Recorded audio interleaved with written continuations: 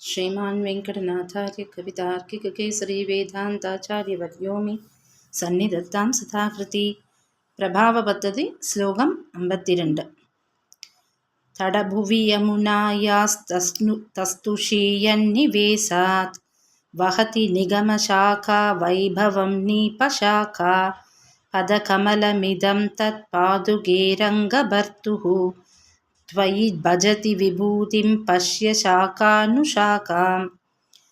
பதபதார்த்தம்.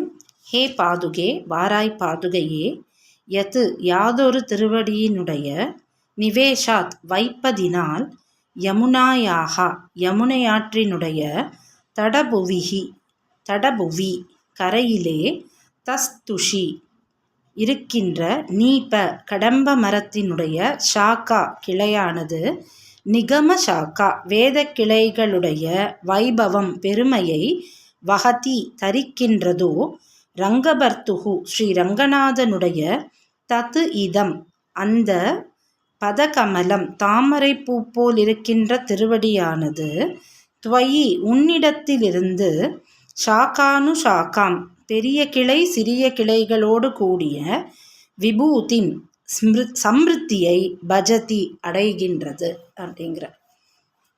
அதாவது இதில் நிகமசாக்கா நீபசாக்கா அப்படின்ற ஷாக்கா அப்படிங்கிறது கிளை, நிகமசாக்கா அப்படிங்கிறது வேதத்தோட கிளைகள். அதாவது வேதத்தை சாக்கைகளாக பிரிக்கிறா இல்லையா, அதை வேத கிளைன்னு சொல்கிறோம். சாக்கை அப்படிங்கிறதுக்கும் ஷாக்கா தான், கிளை அப்படின்னாலும் ஷாக்கா தான். ஸோ இந்த வார்த்தை பிரயோகத்தை வச்சுன்னு சுவாமி இந்த ஸ்லோகத்தில் சாய்க்கிறார்.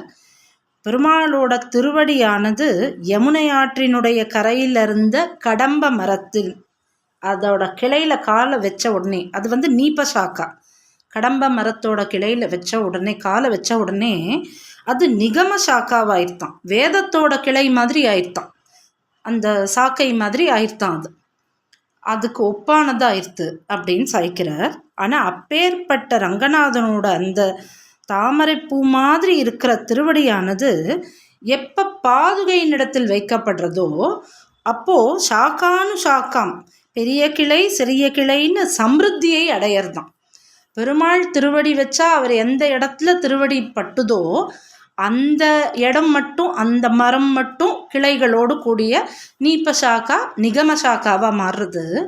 ஆனால் பாதுகையோட சம்பந்தம் ஏற்பட்டு அந்த பாதுகையானது எத்தனை பேர் தலையில் வைக்கப்படுறதோ அந்த அளவுக்கு ஷாக்கானு ஷாக்காமா அது சம்ருத்தியை அடைகிறது. ஆக பெருமாள் டைரக்டாக ஒரு சாக்கையை தான் உருவாக்குறார், ஆனால் பாதுகையானவள் சாக்கானு சாக்காம்னு அதை விரிவுபடுத்துகிறா அப்படிங்கிறார். அதாவது இந்த கடம்ப மரத்தினுடைய கிளையானது அப்படின்னும் போது இதை யமுனை ஆற்றினுடைய கரையிலே அப்படின்னு எடுத்திருக்கார். இது என்னன்னா யாதவாபிதயத்தில் இதுக்கு ஒரு தனி ஸ்லோகமே உண்டு. நம்ம எல்லாருக்கும் இந்த காளிய மர்தனம் தெரியும். அந்த காளிய மர்தனத்தும் போது பெருமாள் ஒரு கடம்ப மரத்தில் கால் வச்சு தான் அந்த யமுனையோட மடுவில் குதிக்கிறார்.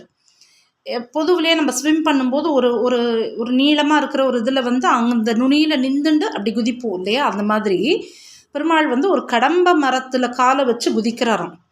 இது யாதவாபிதயத்தில் எடுக்கிறார் சுவாமி. அப்போது அந்த கடம்ப மரமானது பட்டு போயிடுது. ஏன்னா அந்த காளிங்கனோட அந்த மூச்சு காத்துனால அந்த யமுனையோட கரையில் இருக்கிற மொத்த மரங்களுமே பட்டு போயிடுது காத்துனால. அதெல்லாம் பட்டு போய் துளிர்க்கவே முடியாத அளவுக்கு இருந்த அந்த கடம்ப மரத்தில் பெருமாள் காலை வச்ச உடனே, அது ரொம்ப அழகாக வர்ணிப்பார் அந்த யாதவாபிதய ஸ்லோகத்தில். பெருமாள் காலை வச்ச உடனே அந்த மரத்துக்கு அப்படி ஒரு சந்தோஷம் அதில் ஆனந்த கண்ணீர் வருதான். தேன் பெருக்கிட்டு ஆனந்த கண்ணீர்னு அதில் வியாக்கியானம். அது அந்த ஆனந்த கண்ணீர் ஒரு நல்ல தண்ணி பற்று தோல்வி. இத்தனை நாள் விஷக்காற்று விஷத்தண்ணி அந்த யமுனையோட கரை முழுக்க இருக்கிற அந்த தண்ணி முழுக்க விஷமாயிடுது காளிங்கனால்.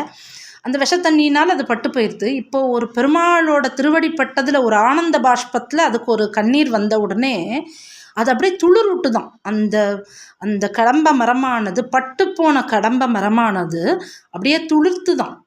பெருமாளோட திருவடி பட்ட உடனே ஏன் அது துளிர்த்துது அப்படின்னா அதுக்கு ஆனந்த பாஷ்பம் வந்துருத்து, நல்ல தண்ணி பட்ட உடனே அதுக்கு வந்து துளிர்விட ஆரம்பிச்சுது அப்படின்ட்டு.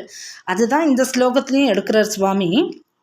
அந்த கடம்ப மரத்தினுடைய கிளையானது வளர்ந்தது. அப்படி அந்த கடம்ப மரத்தோட கிளையானது வேத கிளைக்கு ஒப்பானதாக மாறிடுது, நீப சாக்கா நிகம சாக்காவாக மாறிடுது. ஆனால் பாதுகையே உன்னோட சம்பந்தம் ஏற்படும் பொழுது தான் அது சாக்கானு சாக்காமல் மாறுறது. பெரிய கிளை சிறிய கிளைன்னு சம்ருத்தியை எப்போ அடையிறது அப்படின்னா பெருமாளுக்கு அந்த பாதுகையோட சம்பந்தம் ஏற்படும் போது தான் அந்த சம்ருத்தியானது ஏற்படுறது அப்படின்னு. இதில் சுவாபதேசம் என்ன அப்படின்னா, அதாவது உட்கருத்து என்ன அப்படின்னா, பெருமாள் ஏகப்பட்ட கோவிலில் இருக்கலாம், அது அபிமான ஸ்தலமாக கூட இருக்கலாம், பாடல் பெற்ற ஸ்தலமாக இருக்கலாம், எவ்வளோ பிராச்சீனமான கோவிலாக இருக்கலாம். ஆனால் அது 108 திவ்ய தேசம்னு அது ஆகணும்னா, அதுக்குள்ளே வரணும்னா இங்கே ஆழ்வார் பாடினா மட்டும்தான் அது திவ்ய தேசமாகும். 108 திவ்ய தேச கணக்குக்குள்ளே வரணுன்னா ஆழ்வார் பாடிந்தா மட்டும்தான் அது திவ்ய தேசமாகும்.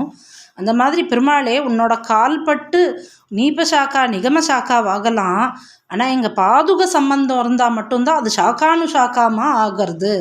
அது மாதிரி எங்களோட ஆழ்வார் சம்பந்தம் இருந்தால் தான் பெருமாளோட கோவிலுக்கே திவ்ய தேசன்ற பேர் வருது.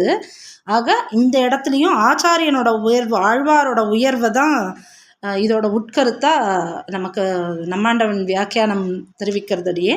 கவிதார்க்கிக சிம்மாய கல்யாண குணசாலினி ஸ்ரீமதே வெங்கடேசாய வேதாந்த குரவே நமஹ.